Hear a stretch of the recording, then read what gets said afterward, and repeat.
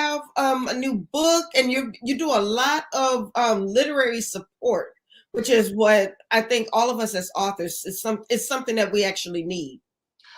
Well, I am an avid reader. I've been a reader since I could pick up a book. I mean, I just love to read, and I, you know, didn't realize that readers have events and things like that. So when I discovered they had events, it was like on and popping, Yes.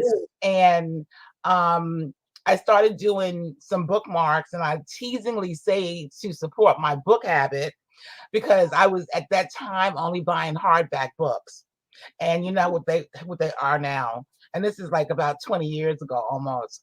So That's when we called ourselves being bougie about our books. We didn't want a paperback. We needed a I hardback book. wanted a hardback. We weren't folding our pages down. We weren't bending them backwards. We had to read them like this. Right. So when you're creating these bookmarks, you're not just doing this for events. You're also doing this for individual authors. Let's say an author who might reach out to you and say they would like some book covers created. You can do that for them. I can do just about anything. I've learned a lot in the last almost 20 years. But yeah, if they want, you see, my bookmarks are not the type that you get like 5,000 for $100. It's not that type. These are laminated. These are the ones with the James Baldwin one I did for Black History Month. Yes. They're laminated. They last forever. I've had customers tell me they had them for over 10 years. They're in a lot of bookstores as well. But, like I said, because they're laminated and they're heavy, they last forever. So every time an author passes one of these out, they have all their information on the back of the bookmark, which is blank right now for this one. But you can have your website, all your social media platforms, your email addresses, everything that you need to contact, the author. Mm-hmm. And like I said, they're not going to just use this bookmark in your book. They're going to continue to use this bookmark because it's not going to tear up.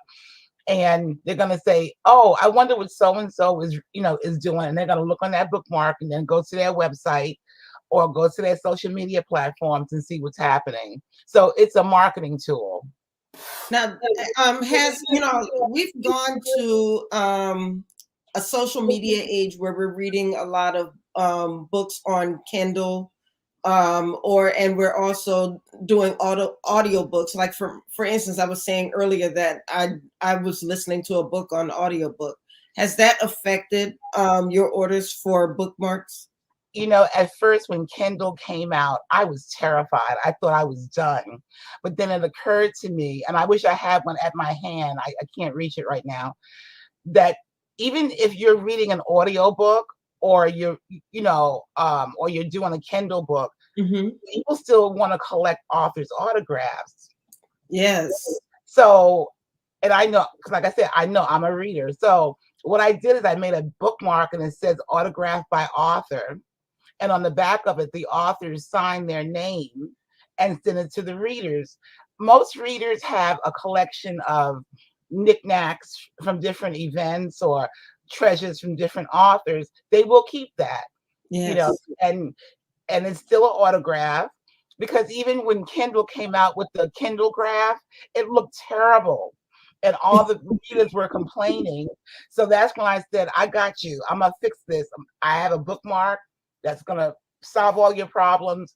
And they sign the back of them, hand them out at different events, drop them in the mail, done. Happy customer.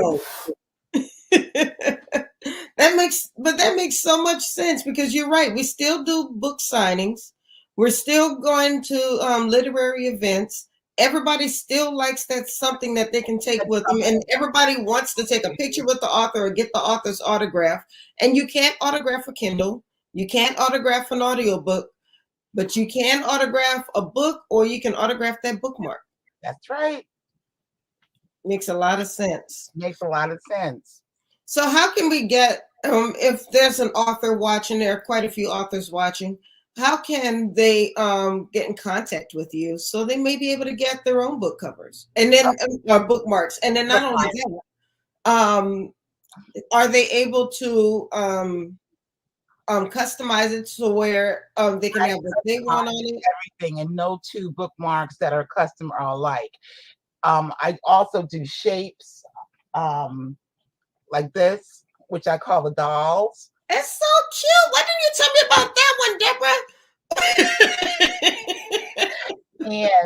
And I'm just very creative. Not I don't like to call myself an expert, but I am a bookmark expert. I mean, I have studied, I have files and files of the histories of bookmarks. And, like I said, from the simplest thing to the most extravagant thing I've done. I had one author say, I don't want anything like you've ever done before. And I'm like, oh boy, here we go. And she was really, really, really picky. And I enjoyed the challenge. I mean, I loved it because she was like, no, I don't like that. No, I like that. I don't like that. And then all of a sudden she's like, that's it. And I was like, it was challenging me to be better. And I like that. Yeah, I like what the Right Warrior, he's watching us on YouTube. He Yes. said the art of selling without selling. Oh, Don't ever exactly. mention the word selling. Right. Love this concept. Exactly. It's like, I don't ever say buy my book. I give them reasons that you should Right. read the It's book. about establishing relationships. It's not so Exactly. much about selling the book. People will purchase a book from an author they like. They will support an author that they feel that they know a little bit. They don't want to feel like they're being sold to, or they're being disrespected, or when I look at you, all I see is a dollar sign. They don't want to see that. Exactly. Because some people, I had to tell one author, and this was many, many years ago, he was very, very grumpy, and unless you were buying a book from him, he wouldn't even smile. And I ended up saying to him, because I had already purchased his book, I was just in line for him to sign it. And I said to him, I want you to be as happy to see me as you are happy to see my money. Yes. Because it was, the arrogance was just too much. If somebody just came over, can I get a picture? You got a book? It was like, wow, you don't do that, Right. So what would be that one piece of advice you would give a new author, besides what we just talked about, because you already dropped some gems?